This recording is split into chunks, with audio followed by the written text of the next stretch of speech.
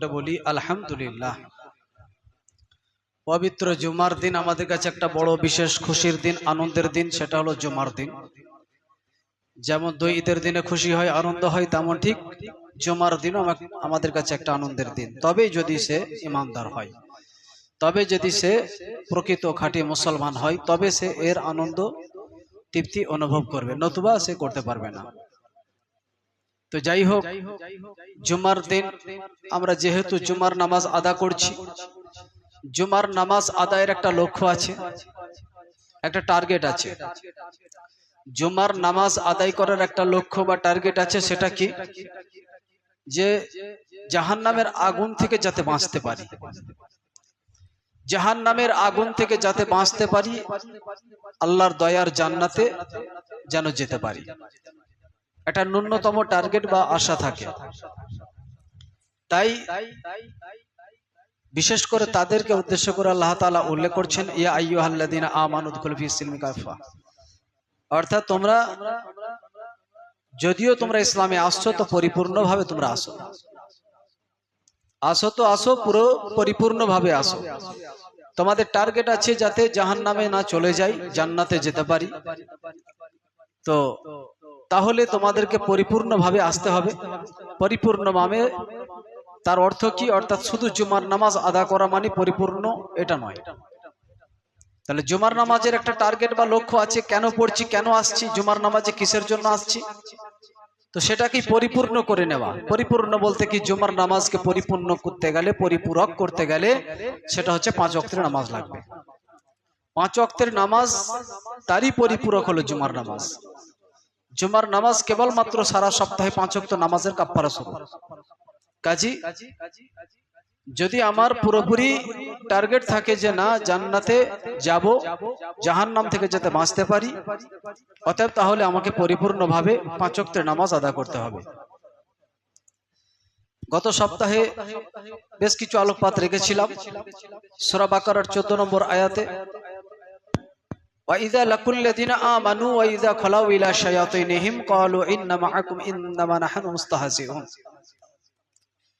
উক্ত আয়াতে আল্লাহ তাআলা বলছেন, ওয়াইজা লাকুল্লাযিনা আমানু, এক শ্রেণীর মানুষ আছে, মানে আমাদের সমাজে, মুসলমান সমাজে পরিপূর্ণ তারা ঈমানের মধ্যে আসেনি, পরিপূর্ণ ইসলামের মধ্যে আসেনি।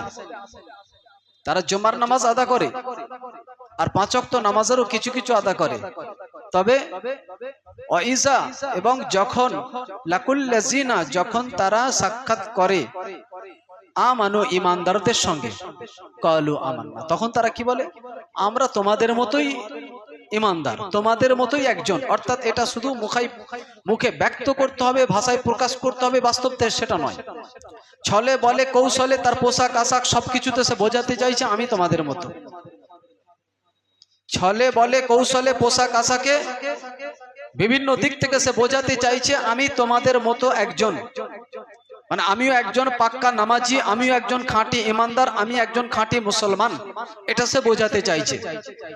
কালু আমান্না, সে নিজেকে বোঝাতে চাইছে আমি ঈমানদার। আইজা খালাউ ইলা শায়াতিনহিম, অথচ সে যখন আবার তার বন্ধু বান্ধবের সঙ্গে মিলিত হচ্ছে, ইজা এবং যখন খলাউ, সে মিলিত হচ্ছে, সাক্ষাৎ করছে, শায়াতিনহিম শয়তানদের সঙ্গে, ভণ্ডদের সঙ্গে, যারা বেদিন তাদের সঙ্গে, যাদের দিন ধর্ম কিছু নাই, যারা সুদখোর, ঘুষখোর, শরাবখোর, জুয়াখোর, তাদের সঙ্গে আবার এরা গিয়ে মিলিত হচ্ছে। ইলা শায়াতিনহিম, ইলা মানে দিকে, তাদের দিকে যাচ্ছে, তাদের কাছে যাচ্ছে। তাদেরকে আবার কি বলছে? শায়াতিনহিম কালু, তারা আবার তাদেরকে বলছে আমরা তো ঈমান আনিনি, আমরা তো ঈমানদার নয়। আসলেই ওদের সঙ্গে একটু ঠাট্টা বিদ্রুপ করছিলাম, আর ওদেরকে কোনো মাতব্বরি করতে দিই না। মানে এক কথায় আমরা এখানে যেমন নেতৃত্ব দিচ্ছি, এখানে যেমন ক্ষমতা কায়েম করছি, আর ওই ধর্মস্থানে ধর্মের জায়গাতে গিয়েও আমরা ওখানে ক্ষমতা কায়েম করছি, মানে ওখানেও আমরা কারুকে কথা বলতে দিই না, ধমক দিয়ে বসিয়ে দিই, ধমক দিয়ে বসিয়ে দিই। অতএব এরকম এক শ্রেণীর মানুষ তারা আছে ইমানদারদের সঙ্গে তাদেরকে হাস্য কৌতুক, তাদেরকে ঠাট্টা বিদ্রুপ, অবখ্যাসা বিভিন্ন রকম ভাবে তাদেরকে হীনমন্যত ভাবে তাদেরকে দাবিয়ে রাখে, তাদেরকে অনেক নিচে রাখে, কথা বলতে দেয় না, নিজেরা উঁচু গলায় কথা বলবে। অতএব এই লক্ষণটা হচ্ছে মুনাফিকি একটা লক্ষণ। এটা গত জুমায় একটা আলোচনা হয়েছিল, কাজী সারাংশটুকু বলে